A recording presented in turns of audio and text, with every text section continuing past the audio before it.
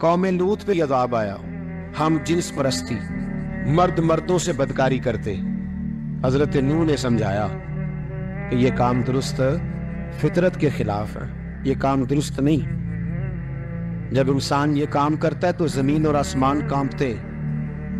اب میں کیسے کھول کے بتاؤں، میرے پاس اعداد و شمار ہیں کہ پاکستان کے اندر اس کام کی کیفیت کیا ہے، اور کس طرح کر کے لوگ، میں تو رونا روتا رہتا ہوں داڑھی کا۔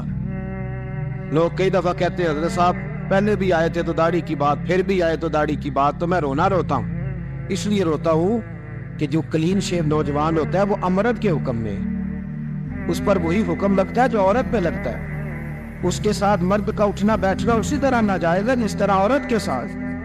حضرت جنید بغدادی رحمت اللہ تعالیٰ علیہ کے سامنے ایک شخص نے کہا وہ کتنا خوبصورت نوجوان جا رہا ہے، تو آپ فرمانے لگے تو حافظ قرآن نہیں؟ کہا ہاں۔ فرمانے لگے جا اپنے حفظ کی خیر بنا۔ وہ شخص کہتا ہے میں نے اس بغیر داڑھی والے کلین شیو نوجوان کو بری نظر سے دیکھا، مجھے قرآن پاک ہی بھول گیا، سارا قرآن پاک بھول گیا۔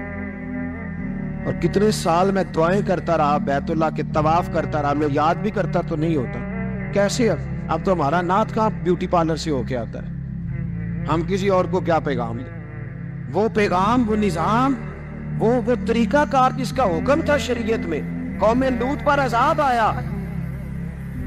صحیح بیٹھتے ہوں گے بچے جو موٹر سائیکلوں پہ بیٹھتے ہیں، لیکن میں نے، یہ درد ہے، میں نے گجرانوالہ کی سڑکوں پہ بچوں کو، نوجوانوں کو جو تماشے کرتے سرے عام دیکھا ہے تو مجھے ڈر لگتا ہے۔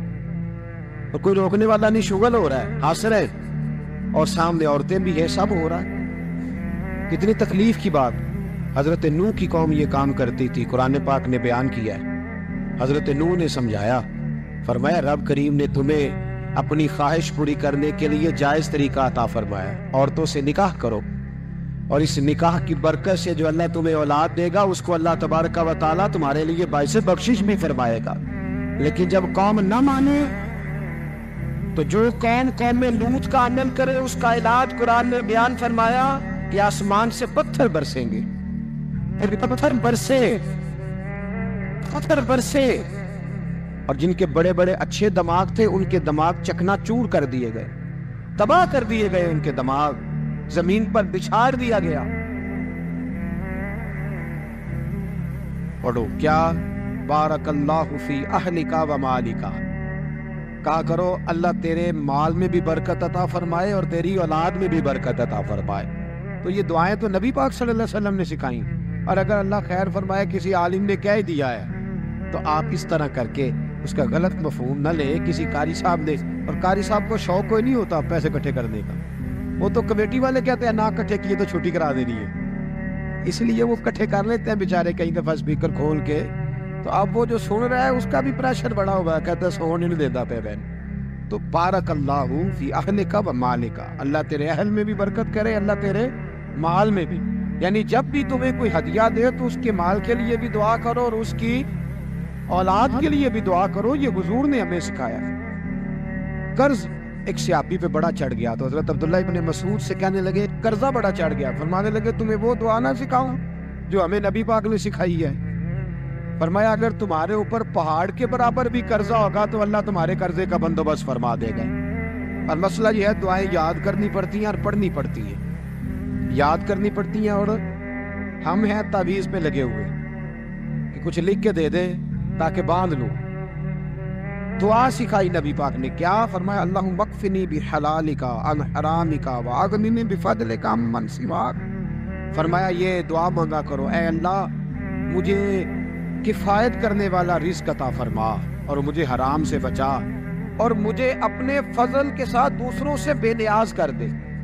یعنی اس کا سادہ ترجمہ یہ ہے کہ اللہ بندوں کا محتاج نہ کرے، مجھے اپنا محتاج۔ فرمایا یہ دعا پڑھو ادائے قرض کے لیے، ادائے قرض کے لیے یہ دعا پڑھو، اللہ تبارک و تعالیٰ پہاڑ کے برابر بھی قرضہ ہوگا تو تمہیں اللہ اس سے نجات عطا کر دے گا۔ نبی پاک صلی اللہ تعالی علیہ وسلم نے ایک حدیث میں غصے کی دعا بھی بتائی ہے۔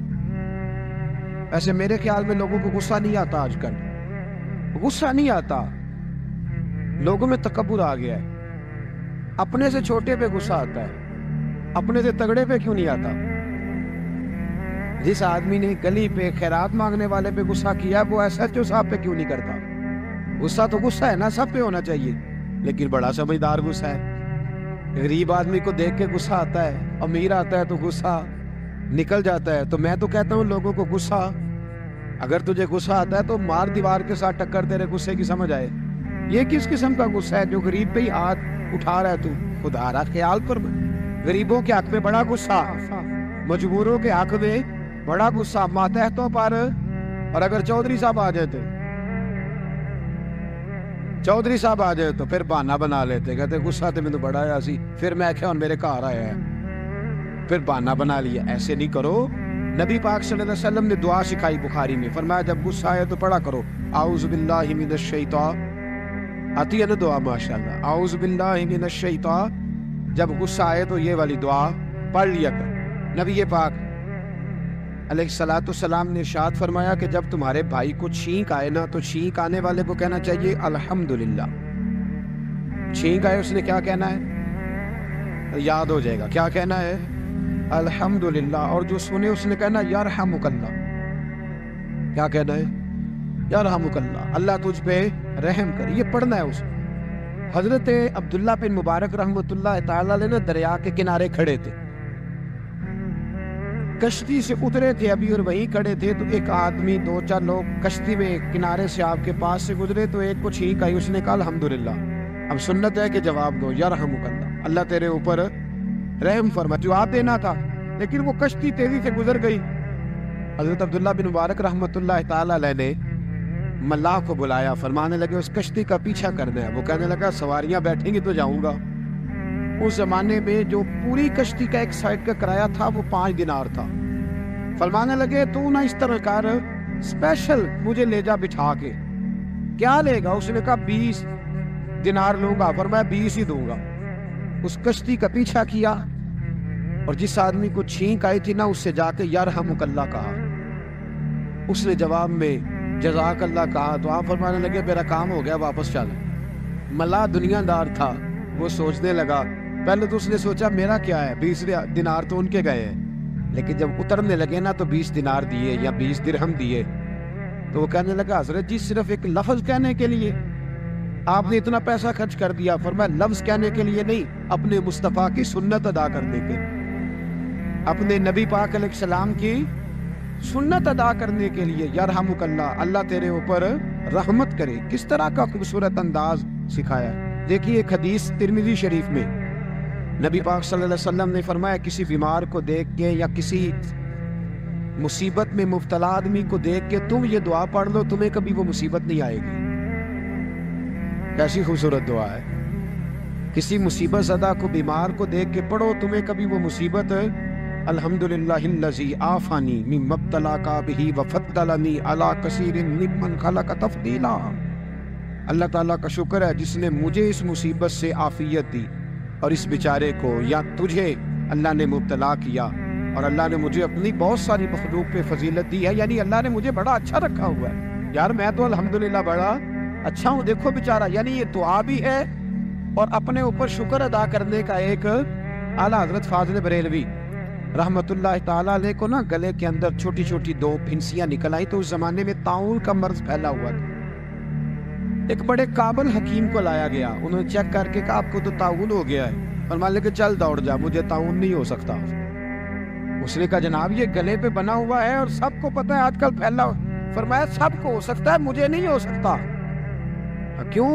فرمانے لگے ایک بندے کو طاعون ہوا تھا تو میں نے اسے دیکھ کے وہ دعا پڑھ لی تھی جو نبی پاک نے بتائی ہے، لہذا حضور کا فرمان ہے تو مجھے ہر بیماری آ سکتی ہے پر یہ بیماری آ سکتی 2 دن۔ وہ شخص کہنے لگا جی منہ میں بھی گلٹیاں چلی گئی، کھول نہیں رہا، کیا ہوگا؟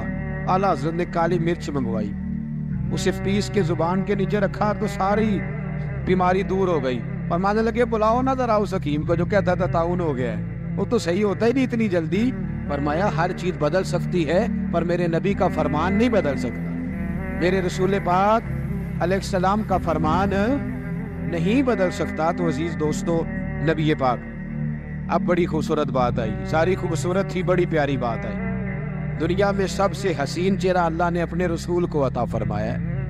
نبی پاک کا چہرہ بھی حسین ہے، مکھ چند بدر شاہ شانی ہے متھے چمک دی لاٹ نورانی ہے کالی زلف تے اکھ مستانی ہے مخمور اکھی این مدوری پیارا چہرہ ہے حضور کا جتنا چہرہ پیارا تھا اتنے ہی حضور کے اخلاق بھی بڑے پیارے تھے لیکن میرے نبی پاک علیہ السلام جب آئینہ دیکھتے کیا دیکھتے حضور جب آئینہ دیکھتے ہمارے نوجوان بھی سارا دن آئینے کے آگے کھڑے رہتے کبھی بال اس طرح کے بناتے کبھی اس طرح کے تو میرا کئی دفعہ دل کرتا ہے کہ میں ان سے کہوں کہ تو آئینے کو کہہ رہا ہے جھوٹ بول پر وہ کیسے بولے تو کہہ رہا ہے آئینے کو کہ تو کیا سب سے پیارا تو ہی لگ رہا ہے پر وہ کیسے بولے اس کو تو سچ بتانا ہے ان کو آئینہ جو دکھایا تو برا مان گئے تو میرے عزیز یاد رکھیے گا نبی پاک صلی اللہ علیہ وسلم بھی آئینہ دیکھتے آئینہ دیکھنا حضور کی سنت ہے کوئی سنت سمجھ کے آئینہ دیکھے گا تو ایک دفعہ دیکھنے پر 100 شہیدوں کا ثواب ملے گا لیکن نبی پاک صلی اللہ علیہ وسلم آئینہ دیکھتے کیا کہتے اللہم انت حسنت خلقی فحسن خلقی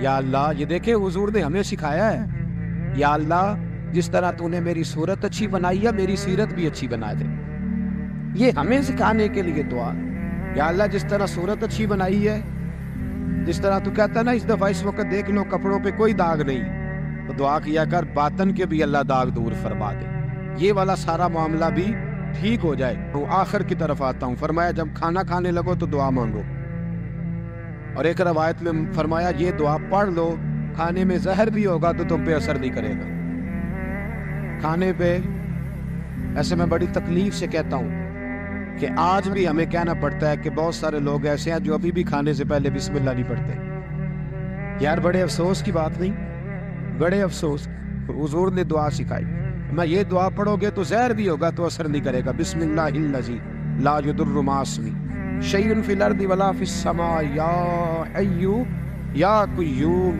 جس کی برکت سے زمین و آسمان میں کوئی چیز بھی نقصان نہیں دیتی اور اے اللہ اے ہمیشہ زندہ رہنے والے اور قائم رہنے والے اور ان کی طرف دعوت توحید دینے کے لیے اللہ تعالیٰ نے حضرت ہود علیہ السلام کو بھیجا ہود علیہ السلام نے قوم سے کہا کہ میں تم سے کسی چیز کا اجر طلب نہیں کروں گا میرا اجر میرے اللہ کی بارگاہ میں ہے پاس تم اپنے رب سے بخشش مانگو پھر اس کی بارگاہ میں توبہ کرو اللہ تعالیٰ تم پر موسلا دھار بارش برسائے گا اور تمہاری قوت میں اضافہ فرمائے گا قوم عاد نے دعوت حق کو رد کیا اور ایمان نہ لائے بلکہ ہود علیہ السلام پر طنز کیا وہ کہنے لگے کہ ہمارے تو معبودوں نے ہمارے بتوں نے معاذ اللہ آپ کو پاگل بنا دیا ہے آپ کو مجنون بنا دیا ہے الٹا حضرت ہود کو کہنے لگے اس لیے آپ ایسی باتیں کرتے ہیں ہود علیہ السلام نے کہا میں اللہ کو گواہ بناتا ہوں اور تم بھی گواہ رہنا کہ میں تمہارے شرک سے بری ہوں اور میں اللہ پر توکل کرتا ہوں اور میں نے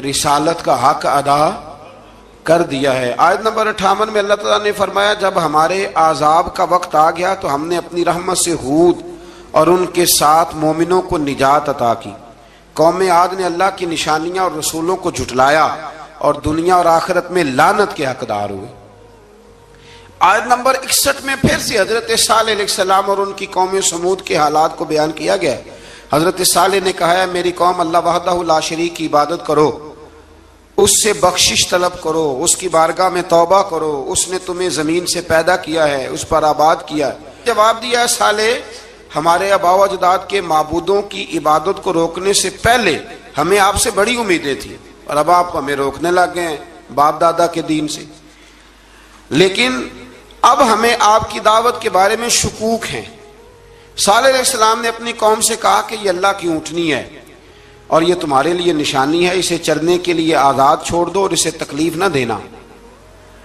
اللہ اکبر ورنہ تمہیں عذاب پہنچے گا انہوں نے اونٹنی کی کونچیں کاٹ ڈالی صالح علیہ السلام نے کہا تم صرف 3 دن اپنے گھروں میں مزے اٹھا لو 3 دن پھر اللہ کا یقینی عذاب آئے گا پھر ایک چنگاڑ نے ان کو آ دبوچا وہ اپنے گھروں میں گھٹنوں کے بل اوندے پڑے رہ گئے صرف صالح علیہ السلام ان کے ساتھ اہل ایمان اس عذاب سے بچے یہ 3 قوموں کا ذکر ہو گیا نوح علیہ السلام کی قوم کا بھی ہود علیہ السلام کی قوم کا بھی اور حضرت صالح علیہ آگے اللہ تبارک و تعالیٰ نے آیت نمبر 69 میں اس بات کا بیان فرمایا کہ حضرت ابراہیم علیہ السلام کے پاس فرشتے بشری شکل میں آئے انسانی شکل انہوں نے اجنبی مہمانوں کے لیے بچڑے کا بھنا ہوا گوشت تیار کرایا آپ یقین کریں کچھ باتیں لوگ ایسی بیان کرتے ہیں کہ جن کو نہ سن کے بندے کا دل کرتا ہے کہ اس بندے کو بتائیں کہ یار یہاں تو دین سارا پڑھ.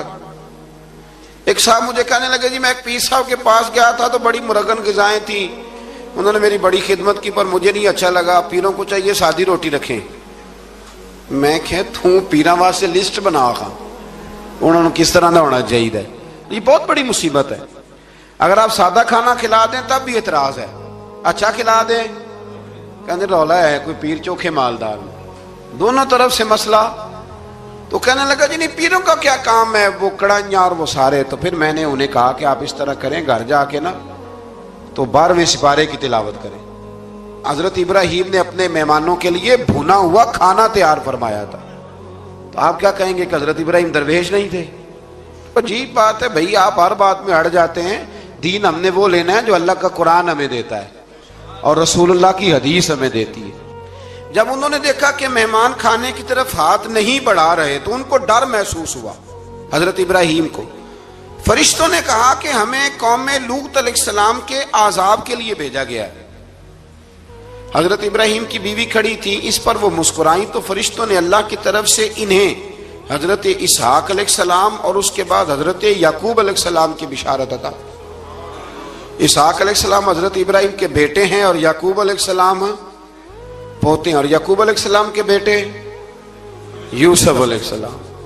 ہاں اللہ اگر چاہے تو 7 نسلوں میں نبوت رکھ دیتا ہے اگر اس کی منشا ہو. تو حضرت یعقوب کی بشارت دی. انہوں نے حیرت سے کہا کہ ہم دونوں میاں بیوی تو بوڑھے ہیں, اس عمر میں اولاد کیسے ہوگی؟ تو فرشتوں نے جواب دیا, اے ابراہیم کے گھر والوں, تم پر اللہ کی رحمتیں اور برکتیں ہوں. اللہ کی قدرت پر تمہیں کیوں تعجب ہے؟ اللہ فرماتا ہے کہ بیٹے کی بشارت سن کر ابراہیم کا خوف دور ہو گیا اور پھر وہ قوم لوط کے بارے میں گفتگو کرنے لگے. ابراہیم بہت بردبار, اللہ سے آہوزاری کرنے والے اور اس کی طرف رجوع کرنے والے تھے.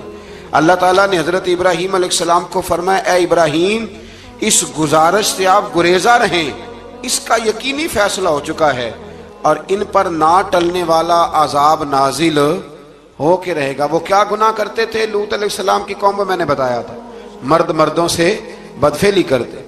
تو حضرت ابراہیم نے بھی عرض کی, بار بار گزارش کی, بحث کی کہ اللہ مہربانی فرما ان کا عذاب. آپ دیکھیں نبیوں کے حوصلے کتنے بڑے ہیں. قومیں تنگ کرتی ہیں اور طرح طرح کی باتیں کرتی ہیں اور پیغمبر پھر بھی کہتے ہیں یا اللہ مہربانی فرما, اے اللہ ان سے عذاب. آیت نمبر 77 میں حضرت لوط علیہ السلام کی قوم کی بدعمالیوں اور لوط علیہ السلام کے اپنی قوم کو بدعمالیوں کے باعث فرشتوں کی آمد, قوم کے بدعمال لوگوں کے دوڑ کر آنے اور حضرت لوط کو ان کے سمجھانے اور ان کے انکار پر مضطرب ہونے کا ذکر ہے, جس پر فرشتوں نے حضرت لوط کو تسلی دی کہ آپ فکر نہ کریں, ہم آپ کے رب کے فرشتے ہیں, یہ آپ اور ہم تک نہیں پہنچ سکیں گے. آپ رات کے آخری حصے میں قوم کی طرف توجہ کیے بغیر ہجرت فرما لیں, اس لیے کہ صبح کے وقت ان پر عذاب آئے گا. جب اللہ کا عذاب آیا تو اس نے بستی کے اوپر کے حصے کو نیچے کر دیا اور قوم لوط کے اوپر اللہ کی طرف سے لگاتار نشان زدہ پتھر برسائے گئے, لگاتار پتھر آئے. آیت نمبر 84 میں اللہ تعالیٰ نے حضرت شعیب علیہ السلام اور ان کی قوم کا ذکر فرمایا ہے اور ان کے جرائم کو بیان کیا گیا ہے. وہ ناپ تول میں کمی کرتے تھے, دوسروں کو چیزیں کم تول کر دیتے تھے. اللہ تعالیٰ نے ان سے فرمایا کہ فساد فی الارض سے باز آؤ اور اپنے سے پہلے سرکش امتوں کا انجام دیکھ لو.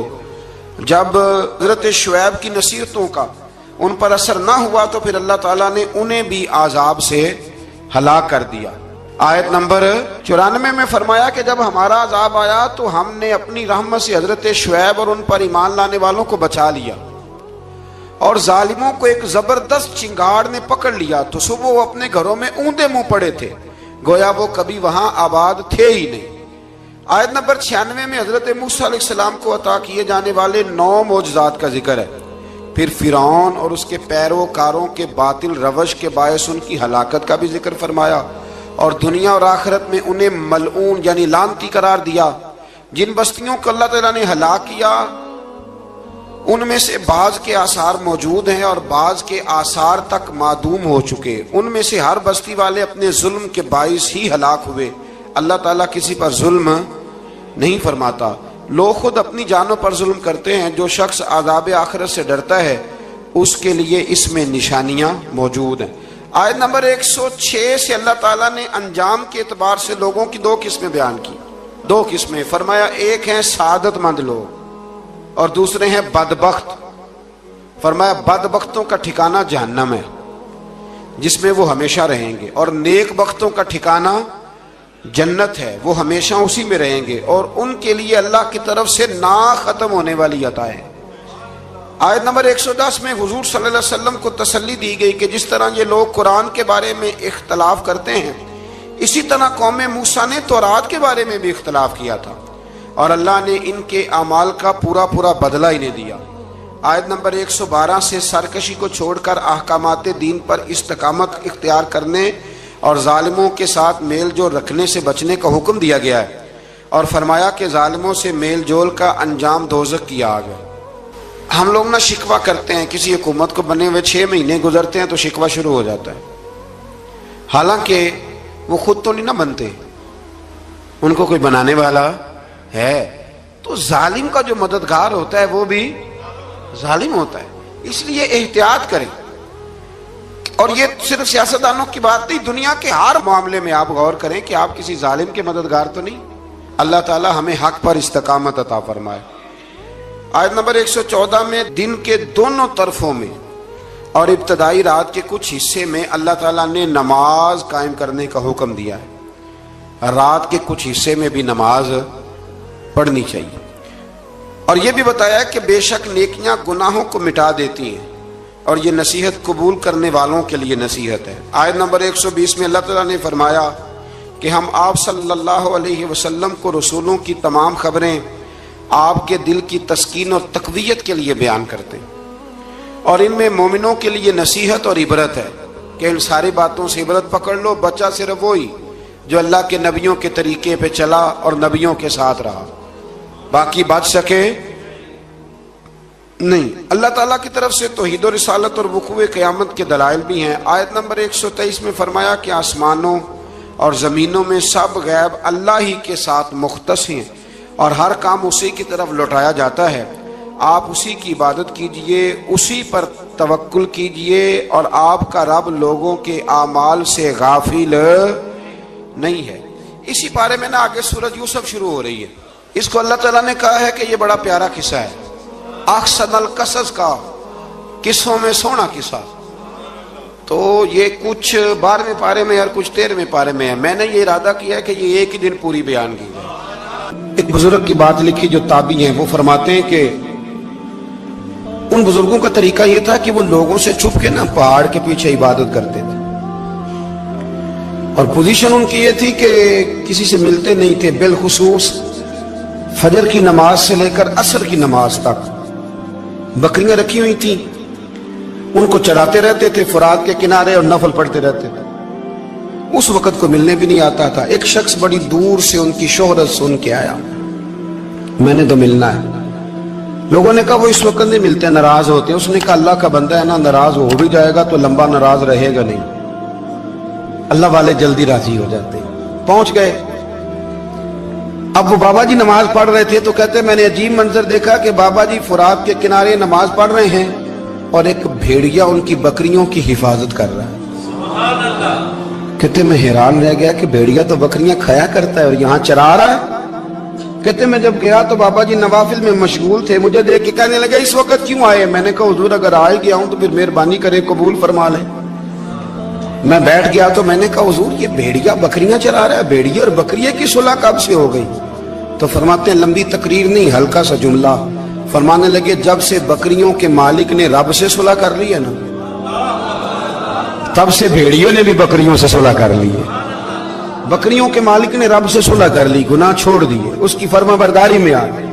اب پھر اسے بکریاں چلانے کی ضرورت نہیں رہی، بکریاں نہ اب بھیڑیا چراتا ہے۔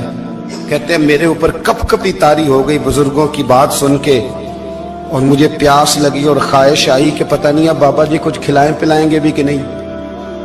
बाबा जी कुछ खिलाएंगे भी कि नहीं? कहते मेरे दिल में ख्याल था तो बुजुर्गों ने ना एक लकड़ी का प्याला, उनके पास वो गार में बैठे थे तो एक छोटा सा पत्थर था, उसकी ढलान बनी हुई, बाबा जी ने उसके नीचे लकड़ी का प्याला रखा, वो रखा ही था तो वो दूध से भर गया। कहते उन्होंने मुझे दिया तो ठंडा और मीठा दूध, मेरी तबीयत खुश हो गई। बाबा जी ने ना दोबारा वही प्याला उसी जगह रखा तो शहद से भर गया।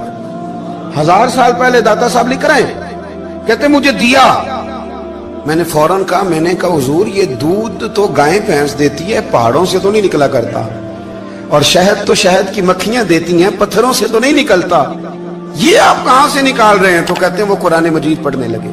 वज़िस्तस्क़ा मूसा लिक़ौमिही, जब मूसा की कौम ने उनसे पानी मांगा, फरमाने लगे मूसा की नाफरमान कौम पानी मांगे, हजरत मूसा पत्थर पे डंडा मारे तो अल्लाह वहां से 12 चश्मे जारी कर दे।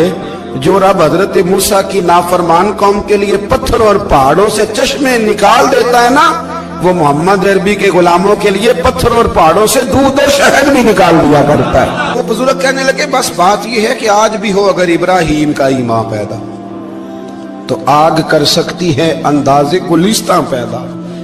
कहने लगा हुजूर फिर मेरे लिए भी दुआ करें। आप फरमाने लगे फिर दुआ ना करा तो मदीने वाले की गुलामी शुरू कर, तो नबी करीम की गुलामी शुरू कर, तो रसूल पाक की गुलामी शुरू कर। एक बात इल्म, फिर फरमाया अल्लाह रसूल से मोहब्बत, फिर फरमाया हुजूर की गुलामी। इससे सारे मुकाशिफात खुलेंगे, इससे सारे मुशाहदात खुलेंगे, इसी से करामतें मिलेंगी, इसी से मकबूलियत होगी, इसी से अल्लाह नबी की बारगाह में दर्जा मिलेगा। फिर दाता साहब आगे बढ़ते और दाता साहब फरमाते सूफिया की एक जमात है जो कहती है हमने तो कभी अपनी जुबान पर दुख बयान ही नहीं किए, हर शय अपने रब रसूल के हवाले कर दी, हर शय अल्लाह रसूल के। और दाता साहब कहते हैं कुछ ऐसे भी हैं जो दुआ भी नहीं मांगते, लोगों के लिए मांगते हैं, अपने लिए नहीं मांगते। आप दुआ क्यों नहीं मांगते? तो कहते हैं अल्लाह को तो पता ही है हमें क्या चाहिए, उसे तो पता ही है। एक बुजुर्ग की बात लिखी है दाता साहब ने, मेरी जमात में ना मिजाज है करामतों का, मुझे वो सारी बातें भी आती हैं कि एक बंदा कराची से आया, दाता साहब हाजिरी दी तो उसकी लॉटरी निकल आई, ये भी मुझे आती है, लिखी पढ़ी है मैंने, किताबों में है ये भी। एक बंदा, ये सारी बातें ना आती हैं करामतों में, बड़ी सारी चीजें लोग बयान करते हैं कि मैं वहां आया और मैंने हाजिरी दी तो मौज लग गई, ये सारी बातें आती हैं। हमारे पुराने बुजुर्ग और भी किस्से सुनाया करते थे, सारी हमें चीजों का पता, पर जो उन्वान है ना वो हजरत शेख अबू नूर कहते हैं कि एक बंदा दाता साहब के मजार पे घूम रहा था, दाता 10 रुपए दे, 10 रुपए दे, 10 रुपए दे। तो एक बंदा बड़ी देर से उसे देख रहा था, वो कहने लगा दाता ने तुझे क्या देना है? इधर आ मैं दूं। उसने 10 दिए। बंदा बड़ा हसीन था, हंस पड़ा, कहने लगा दाता तेरे भी सदके जाऊं। दिलाने लगा तो मुनकर से ही दिलवा दिए, जो नहीं मानता उसी से दिलवा दिए। वो बड़ा परेशान हुआ, मैं और चक्कर में था, इसने मेरे ऊपर ही जड़ दी है बात। कहने लगा दाता तेरे सदके जाऊं। तो ये सारी बातें किताबों में मौजूद हैं, लोगों ने अपने अपने मुशाहिदात जो जिसके साथ पेश आया उसने बयान किए हैं। बहुत सारी बातें काबिले बयान हैं, पर जो उन्वान है मैं उस पर रहना चाहता हूं। दाता साहब रहमतुल्लाह अलैह फरमाते हैं हमारी तालीमात हैं कि अपने दुख दर्द दुनियादारों से बयान नहीं करने, सवाल का दरवाजा लोगों के सामने खोलना। अल्लाह वालों से कहेंगे कभी कहना होगा तो दुनियादारों से कहना। कहते हैं शेख अहमद नाम के बुजुर्ग थे, सारी जिंदगी किसी को काम नहीं बताया, सारी जिंदगी बड़ी मुश्किलात आई, पर कभी अपनी जात पर सवाल का दरवाजा नहीं खोला। एक ऐसी मुश्किल आई कि जो हल ही नहीं होती थी, किसी ने उन पर कोई इल्जाम लगा दिया। अबू मुस्लिम नाम का एक बादशाह था, उसकी हुकूमत थी, उसने पकड़ के कैद में डाल दिया। अब कैद में है, जुर्म लग गया है, फर्दे जुर्म आयद हो गई है, जेल में है। लोग कहने लगे हजरत जी अपनी सफाई में कुछ कहें, और मानने लगे सारी जिंदगी बंदों से कुछ नहीं कहा, अल्लाह रसूल को पता है मैं बेगुनाह हूं, मुझे कहने की जरूरत नहीं। दाता गानी बख्श अली हजवेरी ने लिखा है, दाता साहब कहते हैं तू यकीन कामिल तो पैदा कर, तू ईमान तो पुख्ता कर। दाता साहब कहते हैं वो अबू मुस्लिम जो बादशाह था वो नेक आदमी था, उसे रात को ख्वाब में नबी करीम की ज़ियारत नसीब हुई और हुजूर सैयद आलम सल्लल्लाहु अलैहि वसल्लम फरमाने लगे तूने अल्लाह का एक नेक बंदा जेल में डाल दिया। डर नहीं आता, वो तो बेगुनाह है। बादशाह आधी रात को खुद उठा। दादा साहब फरमाते हैं किसी गार्ड को नहीं भेजा, पुलिस वाले को नहीं भेजा, जेलर से नहीं कहा, खुद गया, जाके जेल का दरवाजा खोला।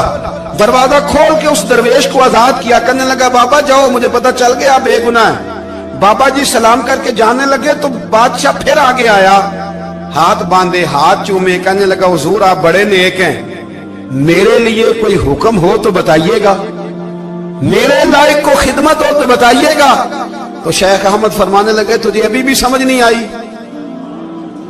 तुझे अभी भी नहीं समझ आई। कहने लगा हुजूर क्या? फरमाने लगे जो तहज्जुद के वक्त तुझे उठा के मुझे रिहा करने भेज सकते हैं वो मेरी कोई जरूरत बाकी रहने देंगे? मुझे कोई जरूरत पड़ेगी किसी और को कहने की? जो तहज्जुद के वक्त तुझे उठा के भेजते हैं कि जा खोल जाके दरवाजा, वो जरूरत रखेंगे मेरी? जरूरत मुझे रहेगी कि मैं तुझे और कोई काम, अभी में तुझे समझ नहीं आई? तो दाता अली अजमेरी रहमतुल्लाह अलैह फरमाते हैं असल में हमारी तबीयत है, हमने बंदों से दिल लगा लिया है। दिल अल्लाह रसूल से लगाओ, किसी बंदे से लगाना तो उससे लगाओ जो अल्लाह वाला हो।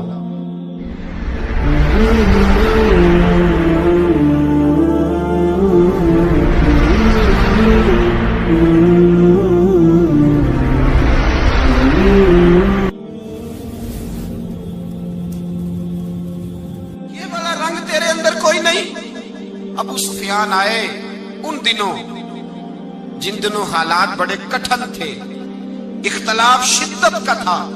अबू सुफियान आए हुजूर की बारगाह में। आए किस लिए? मक्के में कहत पड़ गया है, बारिश नहीं होती।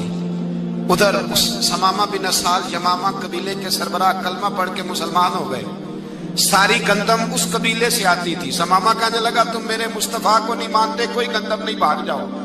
एक बारिश कोई नहीं, दूसरी गंदम कोई नहीं। अबू सुफियान तड़प के दरे रसूल पे हाजिर हुए। अभी थोड़े दिन गुजरे हैं, ओहद में हुजूर के दांत शहीद किए। अभी थोड़े दिन गुजरे हुजूर को सताया है। अभी थोड़े दिन गुजरे हजरत अमीर हमजा का कलेजा निकाल के चबाया है। अभी थोड़े दिन गुजरे हजरत अनस बिन नजर की गर्दन काटी है। अभी थोड़े दिन गुजरे अब्दुल्ला बिन जहश के टुकड़े किए। अभी थोड़े दिन गुजरे हुजूर को सताया है, तड़पाया है। पर हजरत अली शेर खुदा फरमाते मैं मानने वाला उस रसूल का हूं, इसके दांत शहीद हो गए। ओहद के अंदर सारी दाढ़ी लहू से भर गई। फरमाते मैं रो पड़ा और मैंने कहा महबूबा अब नहीं मुझसे बर्दाश्त होता, दुआ करें अल्लाह इन पे अज़ाब नाज़िल करे। उठाए हाथ, आप दुआ करेंगे तो अल्लाह तबारक व तआला दो पहाड़ियों में पीस डालेगा। हजरत अली कहते हैं मैंने अर्ज की तो हुजूर ने हाथ उठाए और दुआ क्या दी, अल्लाहुम्मा हदी कौमी फइन्नहुम ला यअलमून। अल्लाह मेरी कौम को हिदायत दे दे, ये जानते नहीं ये क्या कर रहे हैं। अल्लाह इन्हें हिदायत दे। ये इखलाक हसना का मेयार। थोड़े दिन पहले हुजूर के साथ ये रवैया। अबू सुफियान अब बेहाल हो गए, बच्चे भूख से मरने लगे, जानवर प्यास से मरने लगे। अबू सुफियान छुपता छुपाता कहने लगा चारा कोई नहीं, मुस्तफा के पास जाना ही पड़ेगा। अबू सुफियान मदीने पहुंच गए। जब पहुंचे ना तो अबू सुफियान की अपनी साहिबजादी हजरत उम्मे हबीबा उम्मुल मोमिनीन थी, रसूलुल्लाह की ज़ौजा थी। अबू सुफियान जब आए तो हजरत उम्मे हबीबा के पास सीधे उनके घर गए बेटी से मिलने। हुजूर का बिस्तर बिछा हुआ था। हजरत उम्मे हबीबा हुजूर की ज़ौजा उम्मुल मोमिनीन बिस्तर बिछा है। अबू सुफियान बैठने लगे। जनाब उम्मे हबीबा कहने लगी अब्बा जी ठहर जाएं। वो ठहरे तो बिस्तर समेट दिया। कहने लगे बेटी शायद तेरे घर में कोई कीमती बिस्तर नहीं, गुर्बत छुपाने के लिए बिस्तर समेट रही हो।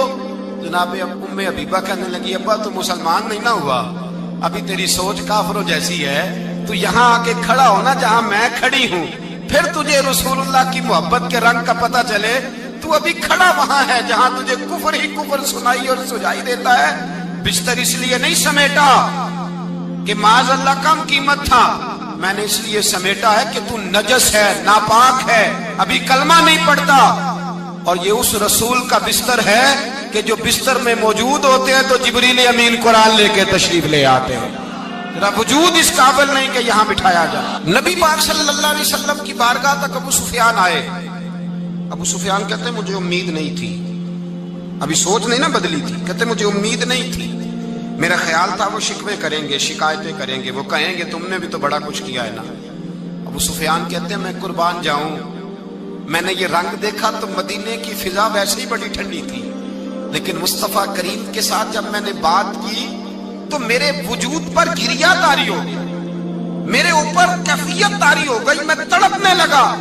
کہتے ہیں میں نے کہا محبوبہ میں آیا ہوں، آپ کا کلمہ پڑھتے ہی سمامہ نے گندم بند کر دی ہے، بارشیں رک گئی ہیں، مکے کے لوگ بھوک اور پیاس سے مرنے لگے ہیں، محبوبہ بیٹیاں روتی ہیں، یا رسول اللہ مائیں ان کی چھاتیوں میں دودھ خشک ہو گیا ہے، بچے بلکتے ہیں۔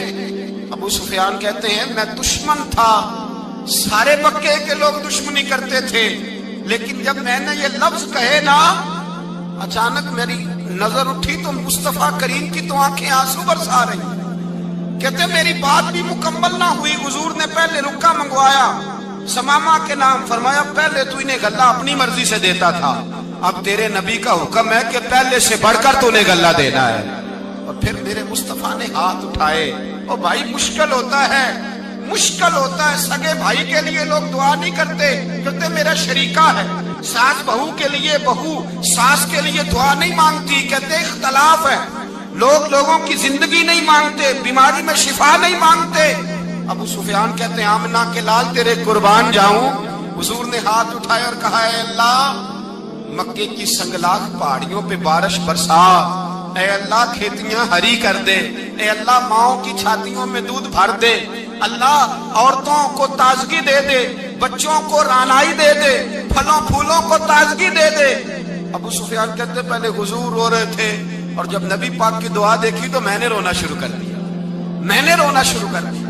کہتے واپس آیا تو وہ احساس کہ یار یہ میں کس شخص سے مل کے آیا ہوں، یہ کس قسم کے آدمی سے مل کے آیا ہوں، یہ کیسا رنگ ہے، یہ کس قسم کا انداز ہے کہ جس کو میں پتھر مارتا رہا وہ میرے لیے دعائیں لے کے بیٹھا ہوا ہے، جس کو ساری زندگی ستایا ہے وہ میرے بچے کے لیے روتا ہے، میری بیٹی کے لیے اس کی آنکھ میں آنسو ہیں، وہ ہمارے لیے تڑپ رہے ہیں۔ میرے بھائیوں، ابو سفیان کہتے ہیں پھر دوسرا جلوہ میں نے تب دیکھا جب حضور مکے آئے، اور میں تو آخر تک لڑنے آیا تھا نا، حدیبیہ تک۔ کہتے ہیں جب رسول پاک مکے آئے اور حضور نے اعلان معافی کیا تو بنتا تو یہ تھا کہ مجھے سزا ملتی، لیکن میرے مصطفیٰ کریم نے فرمایا جو ابو سفیان کے گھر میں چلا جائے گا میں اسے معاف کر دوں گا۔ کہتے ہیں میں نے کہا یہ میرے لیے کس قسم کی سزا تجویز کی ہے کہ میں عمر بھر دشمنی کرتا رہا اور یہاں رنگ عجیب ہے۔ حضور نے میرے لیے ہی اعزاز لکھ دیا، فرمایا جو ابو سفیان کی حویلی میں داخل ہو گیا میں نے معاف کیا۔ ابو سفیان کہتے ہیں پتہ نہیں کتنے پردے تھے جو اٹھ گئے، پتہ نہیں کتنی منزلیں تھیں جو طے ہو گئی، پتہ نہیں کتنے جلوے تھے جن کا نظارہ ہو گیا، اور میں نے غور سے چہرہ دیکھا تو میری آنکھوں سے پٹی اتر گئی اور مجھے عبداللہ کے یتیم بیٹے کے پیچھے محمد رسول اللہ کے جلوے نظر آنے شروع ہو گئے۔ اخلاقی قدریں جب موجود رہتی، یہاں تو لوگ مرے ہوئے شخص کو مارتے ہیں، یہاں تو سڑک پر کتنی کراوٹ ہے اور کتنا گر گیا ہے اخلاق ان لوگوں کا، ایکسیڈنٹ ہو گیا ہے، ٹرین کی پٹری سے اتر گئی ہے، چیخو پکار ہے، آہیں ہیں، تڑپنا ہے، رونا ہے، سسکیاں ہیں، ماں کا بازو کٹا ہے پر وہ چیختی ہے ذرا میرے بیٹے کا پتہ کرو، باپ کی آنکھوں میں ریت پڑ گئی ہے پر وہ تڑپتا ہو میرا بیٹا تھا، چیخو پکار ہو رہی ہے۔ پر ظلم ہے اس قوم کا کہ جو بچانے والے آئے ہیں وہ پہلے آتے ہی ان کی جیبیں ٹٹول رہے ہیں، ان کے بٹوے دیکھ رہے ہیں، گری ہوئی عورتوں کے، یہ آپ اٹھا کر دیکھیے اخبارات، عورتوں کے گری ہوئی عورتوں کے کانوں سے بالیاں نوچی گئی اور ان کے کان تک کٹ گئے۔ یہ اس قوم کا حال ہے۔ اقبال کہتے ہیں جنہیں آتا نہیں دنیا میں کوئی فن تم ہو، اور بیچ کھاتے ہیں جو بزرگوں کا کفن تم ہو۔ تم وہ لوگ ہو جو کفنوں پہ سودے کرتے ہو، جو قبروں پہ سودے کرتے ہو۔ یہ لوگ تجارتیں کرتے ہیں، اخلاقی پستی کا یہ عالم کہ لوگ قبروں پہ سجدے کرتے ہیں، بیٹے بیچ کے دہیز خریدتے ہیں۔ غریب کی بیٹی روز تڑپتی ہے، روتی ہے، روز سسکیاں لیتی ہے کہ کہاں سے وہ دروازہ کھلے گا جب میں بھی جب سہاگن ہوں گی، جب میرا باپ بھی عزت کے ساتھ مجھے رخصت کرے گا۔ اور غریب آدمی بیٹی کی شادی کے بعد اتنا دکھی رہتا ہے، وہ بھی کم ہی لوگ جانتے ہیں، وہ بھی وہی لوگ جانتے ہیں جو اس منظر سے گزرتے ہیں۔ ہمارا اخلاقی معاملہ اس قدر زیادہ تباہی کا شکار ہے. میرے مصطفیٰ کریم سید عالم نور مجسم صلی اللہ علیہ وسلم جذبات کا خیال رکھتے، احساسات کا خیال رکھتے، تصورات کا. او بھائی، اس سے بڑا اخلاق کا مظاہرہ کہاں سے لینے جاؤ گے؟ کہ آمنہ کے لال فرماتے ہیں میرا دل کرتا ہے نماز لمبی پڑھاؤں، نماز اللہ کی نماز، دل کرتا ہے لمبی نماز پڑھاؤں، میں لمبی لمبی صورتیں تلاوت کروں، میں کھل کے رب کریم کا قرآن پڑھوں، میں اللہ تبارک و تعالیٰ کے قرآن مجید کے ذائقوں میں کھو جاؤں. لیکن حضور فرماتے ہیں نماز میں کسی بچے کے رونے کی آواز آتی ہے، کسی بوڑھے کی ہائے کی آواز آتی ہے، کسی بیمار آدمی کی ہائے کی آواز آتی ہے. نبی پاک فرماتے ہیں میں اللہ کی نماز چھوٹی کر دیتا ہوں، اللہ کے بندوں کا خیال کرتا ہوں. میں رب کی نماز چھوٹی کر دیتا ہوں، رب کریم کے بندوں کا خیال کرتا ہوں. خدا کے بندے تو ہیں ہزاروں، بنوں میں پھرتے ہیں مارے مارے، میں اس کا بندہ بنوں گا جس کو خدا کے بندوں سے. میرے حبیب کریم سید عالم صلی اللہ علیہ وسلم نے فرمایا اللہ کریم نے بندے کو، مخلوق کو پیدا کرنے سے پہلے جو تحریر سب سے پہلے لکھی تھی نا، اللہ نے اپنے پاس جو جملے سب سے پہلے لکھے تھے بندے بنانے سے بھی پہلے، وہ فکر یہ تھے کہ ان رحمتی سبقت اعلی غضبی. رب کریم نے لکھا تھا بے شک میری رحمت زیادہ ہے، میرا غضب زیادہ نہیں ہے.